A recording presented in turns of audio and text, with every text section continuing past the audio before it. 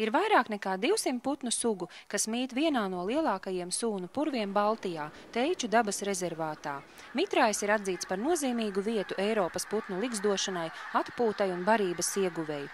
Līdz ar dabas atmodu Teičos sākusies jauna rosība, un Teiču rezervāta administrācijai jāmeklē risinājumi, kā sabalansēt dabas vajadzības ar finansiālajām iespējām.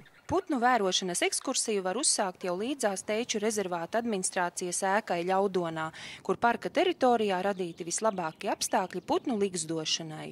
Putniem ekonomiskā krīze neietekmē tieši tā kā cilvēkiem. Ja? Putni dzīvo savu dzīvi ļoti laimīgi un patiesību sakot, ja pētnieki mazāk iejaucas viņa dzīvē, viņiem iespējams pat ir labāk. Putniem viss notiek, viss kā normāli, viņi atgriežas sev paredzētajā laikā. Nu, un personīgi man beidzamā jaunākā putnu suga, ko es esmu redzējis, Latvijā šogad tā ir bezdilīga. Vakardien. Pie Lubānas ezera visai liela bezdilīga bariņa, un jāsaka tā, ka diezgan agri šim pavasarim, principā, ka viņas atlidojušas un tīri jauki lidojās. Putni prognozē paši priekš sevis, cik agras būs pavasaris, kad pienāks īstā saulīte, kad pienāks īsais siltums. Protams, ja viņi jūt, ka tas siltums pienāks, viņi arī pēc iespējas ātrāk atgriežas Latvijā, un pēc tā mēs varam prognozēt tālāk. Mans, tā teikt, sirdsmīļais objekts, tās pūces. Pūcēm šogad ir ļoti slikts gads. Acīm redzot slikts, tāpēc, ka ir ļoti neliels sīko grauzēju skaits dabā. Viņi vienkārši, acīm redzot, nav savairojušies, un tāda depresija jau novērojam vairāk kā 4 gadus, jau 5. gads, ja nemaldos šis ir, un šogad ir ļoti maz pūču uzsākušas ligzdošanu. Tas attiecas gan uz meža pūcēm, gan uz urālu pūcēm. Tiesa jāpiebilst, ka ir ļoti izteikta ausaino un arī purva pūču migrācija Latvijā. Latvija uz doto momentu šķērso ļoti milzīgs ausaino un purvu pūču skaits. Tas par kaut ko liecina, acīm redzot to, ka citos Latvijai radnieciskos ģeogrāfiskos apgabalos ir liels sīko grauzēju skaits, un viņas varēs ligzdot citur. Latviju viņas tikai šķērso. Putnu vērošana ir tikai viens no rezervāta darbības veidiem. Teiču rezervātā veic pētniecisko darbību. Pēdējo gadu laikā pašu attīstītu projektu rezultātā piesaistīti līdzekļi 1,5 miljona latu apmērā.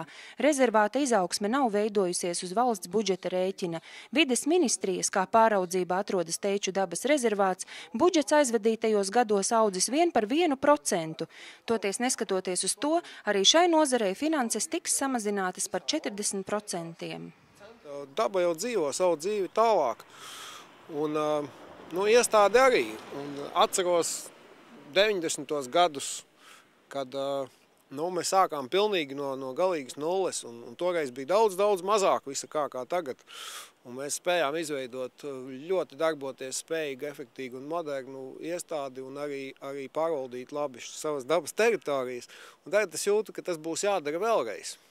Tas būs jādara vēlreiz ar citām jau pārvaldes metodēm, ar jaunām tehnoloģijām, varbūt ar decentralizētu pārvaldi, ja tādu ieviesīs visā valstī, tas būtu ļoti labi.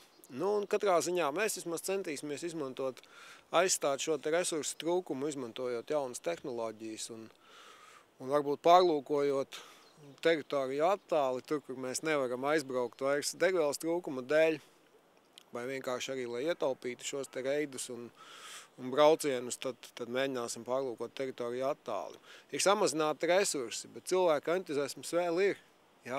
Uz to tas viss pagaidām vēl balstās, bet uz to nevar balstīt lietas mūžīgi šai valstī. Ir, protams, jārēķinās ar to, kad ja 90. gados, tad nevienam nebija.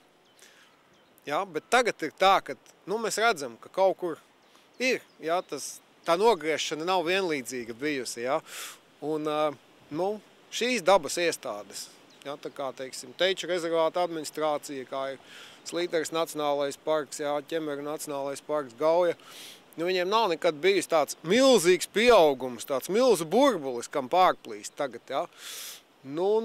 Faktiski var teikt, ka mēs esam apmēram tai pašā līmenī, kādā bijām 2005. 6. gadā. Lai nodrošinātu rezervāta galveno uzdevumu teritorijas pāraudzību, Teičos pašu spēkiem izveidota jauna tehnoloģija, kas veic visa rezervāta pārlūkošanu attāli. Novērošanas kameras ir uzstādītas novērošanas torņos, tās fiksē, ieraksta un pārraida teritorijā notiekošo.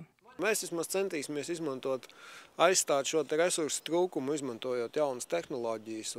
Katrā ziņā nedrīkst ļaut mazināt resursus tieši teiksim, teritorijas pāraudzībai, jo neapšaubāmi pieaugot bezdarbam valstī pieaugs malamedības, meža zādzības, tie visi ir papildus riski.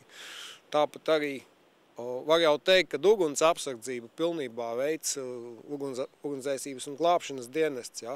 Bet mēs mūžam esam uzskatījuši to par daļu no saviem pienākumiem pāraudzīt, lai teicis nenodeg. Ja? Jo, ja degtu teiču purvs, ja, tā būtu nacionāla mēroga katastrofa. Ja? Pieredze, ko uzkrājuši dabas pētnieki Latvijā, ir unikāla. Tā ir atpazīstama starptautiskā līmenī. Atliek vien cerēt, ka arī Latvijā šo ieguldījumu novērtēs un dabas aizsardzība netiks pretnostatīta ekonomiskajai attīstībai, bet gan uzlūkota kā pievienotā vērtība.